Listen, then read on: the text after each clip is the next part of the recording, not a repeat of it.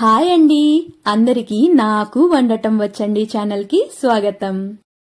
ఈ వీడియోలో ఎంతో టేస్టీగా వెజిటేబుల్ పులావ్ని కుక్కర్లో ఎలా ప్రిపేర్ చేసుకోవాలో చూపిపోతున్నానండి. నేను చూపించే ఈ ప్రాసెస్లో ఒక్కసారి ట్రై చేసి చూడండి. టేస్ట్ అయితే మీకు బయట రెస్టారెంట్స్లో తిన్నట్టే ఉంటుంది. దీన్ని మీరు లంచ్ బాక్స్కి ప్యాక్ చేసి పంపించడానికి కూడా పర్ఫెక్ట్గా ఉంటుందండి. అదేవిధంగా ఇంటికి ఎవరైనా గెస్ట్ వచ్చారు, వాళ్ళకి ఇప్పటికిప్పుడు టేస్టీగా ఏదైనా ప్రిపేర్ చేసి పెట్టి ఇంప్రెస్ చేయాలి అనుకుంటే కూడా ఈ పులావ్ని చేసి పెట్టి చూడండి. వాళ్ళు ఒక్క మెతుకు వదలకుండా తినేస్తారు. అలాగే మీ వంటని తప్పకుండా మెచ్చుకుంటారు. ఇక లంచ్ బాక్స్ అంటారా, అది తప్పకుండా ఖాళీగానే వస్తుంది. ఈజీ ప్రాసెస్ అండి, టైం సేవింగ్ కూడా. దీన్ని ప్రిపేర్ చేసుకోవడానికి నేను ఫస్ట్ అయితే ఇక్కడ ఒక గ్లాస్ వరకు బాస్మతి రైస్ ని తీసుకుని నీట్ గా ఒక 2-3 సార్లు కడిగిన తర్వాత వాటర్ పోసి పెట్టాను. ఇప్పుడు దీన్ని 30 నిమిషాల నుంచి 1 గంట వరకు నాననివ్వాలి. ఇది ప్రిపేర్ చేసుకోవడానికి బాస్మతి రైస్ తీసుకోవాలని ఏం లేదండి. మీరు కావాలంటే సోనా మసూర రైస్ అయినా ఇంకే వెరైటీ రైస్ అయినా తీసుకోవచ్చు. తరువాత స్టవ్ పైన కుక్కర్ పెట్టుకుని అందులోకి ఒక 2 టేబుల్ స్పూన్ల ఆయిల్, అలాగే 1.5 టేబుల్ స్పూన్ వరకు నెయ్యిని యాడ్ చేసుకోవాలి. ఇవి కాస్త వేడైన తర్వాత ఇందులోకి ఒక బిర్యానీ ఆకు, అలాగే ఇప్పుడు నేను చూపిస్తున్న స్పైసెస్ ని యాడ్ చేసుకోండి. ఒక బడి ఇలాచీ, 10-12 మిరియాలు, ఈ సైజులో దాల్చిన చెక్క ముక్క, ఒక అనాస పువ్వు, 3 లవంగాలు, 2 ఇలాచీల్ని యాడ్ చేసుకోవాలి.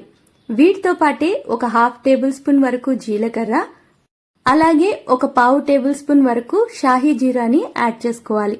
ఇప్పుడు వీటన్నిటిని మనం ఆయిల్లో కాస్త లైట్ గా ఫ్రై అయ్యి వాటి నుంచి కమ్మటి స్మెల్ రావడం స్టార్ట్ అవుతుంది కదండి, అంతవరకు వీటిని ఫ్రై చేసుకోవాలి.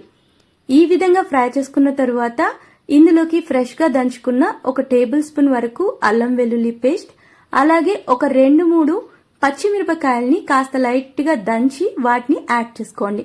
ఇలా యాడ్ చేసిన తరువాత వీటిని ఆయిల్లో 1 నిమిషం వరకు ఫ్రై చేసుకోవాలి. ఈ విధంగా చేసినట్టయితే అల్లం వెల్లుల్లి పేస్ట్ మరియు పచ్చిమిరపకాయల్లోని కాస్త పచ్చివాసన వెళ్ళిపోతుంది. తరువాత ఇందులోకి ఒక పెద్ద సైజు ఉల్లిపాయని సన్న సన్న ముక్కలుగా పొడవుగా కట్ చేసి యాడ్ చేసుకోండి. ఉల్లిపాయలతో పాటే రుచికి సరిపడా ఉప్పుని వేసేసుకుని చక్కగా ఉల్లిపాయల్ని కలుపుకుంటూ వీటిలోని పచ్చివాసన పోయి ఉల్లిపాయలు లైట్ గా ట్రాన్స్పరెంట్ గా మారి కొంచెం కలర్ చేంజ్ అయ్యేంత వరకు ఫ్రై చేసుకోవాలి. చూడండి, ఈ విధంగా ఉల్లిపాయలు కాస్త రంగు మారాయి కదా, ఇలా ఫ్రై చేసుకుంటే సరిపోతుంది. ఇప్పుడు ఇందులోకి ఒక మీడియం సైజ్ టమాటాని కాస్త పెద్ద పెద్ద ముక్కలుగా కట్ చేసి వేసేసుకోండి. ఈ టమాటాలు అయితే లైట్ గా మెత్తపడితే సరిపోతుందండి. జస్ట్ 1 లేదా 2 నిమిషాలు అలా ఫ్రై చేసుకుంటూ ఉన్నట్టయితే అవి కాస్త మెత్తపడతాయి కదా.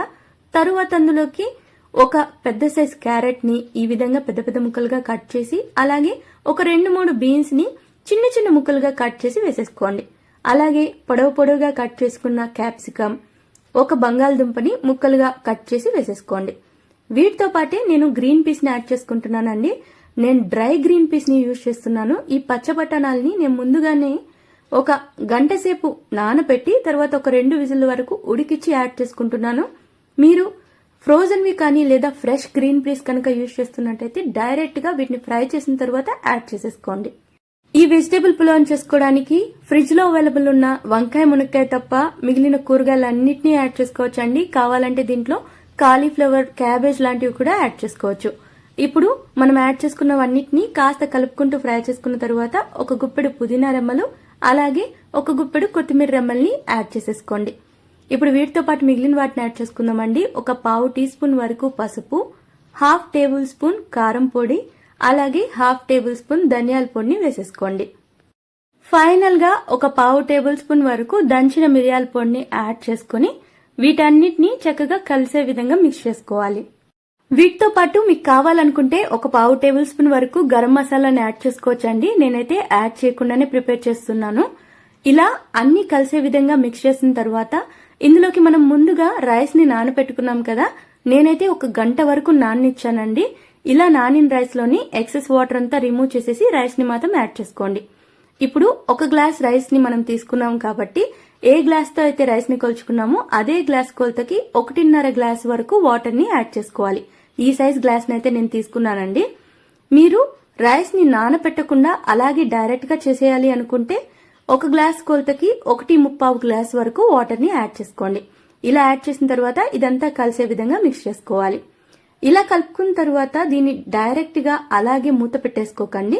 కాస్త లైట్ గా ఇప్పుడు చూపిస్తున్నాను కదండి, కాస్త బబుల్స్ వస్తున్నాయి కదా, వాటర్ అయితే బాయిలింగ్ అవుతుంది.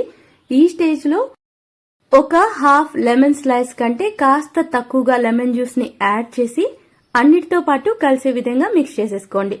ఇలా కలుపుకున్న తరువాత మనము కుక్కర్ ని క్లోజ్ చేసేసుకోవచ్చు. క్లోజ్ చేసి ఒక 2 విజిల్ వచ్చేంత వరకు ఉడికించుకోండి. తరువాత స్టవ్ ని ఆఫ్ చేసి కంప్లీట్ గా గ్యాస్ మొత్తం అణిగేంత వరకు వెయిట్ చేసిన తరువాత కుక్కర్ ని ఓపెన్ చేసుకున్నట్లయితే రైస్ చక్కగా ఉడికిపోతుందండి.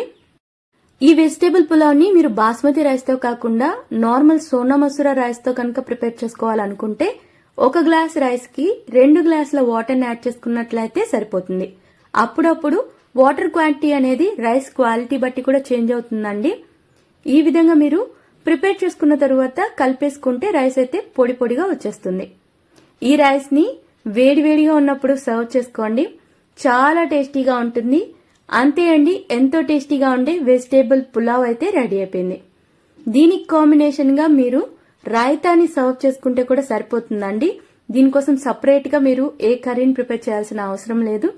చిన్నపిల్లల నుంచి పెద్దవాళ్ళ వరకు ఎంతో ఇష్టంగా తినే విధంగా ఉంటుందండి దీని టేస్ట్ అయితే. మనం ఎక్కువగా ఎటువంటి మసాలాలు ఏవి కూడా యాడ్ చేయలేదు. అయినా ఈ వెజిటేబుల్ పులావ్ అయితే మీకు బయట రెస్టారెంట్స్ లో దొరికే టేస్ట్ కంటే కూడా చాలా బాగా వస్తుంది. మీరు తప్పకుండా ట్రై చేయండి. ట్రై చేసి ఎలా ఉందో మర్చిపోకుండా కామెంట్స్ ద్వారా తెలియచేయండి.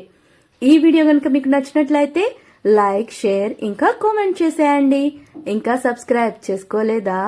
అయితే సబ్స్క్రైబ్ కూడా చేసేసుకోండి.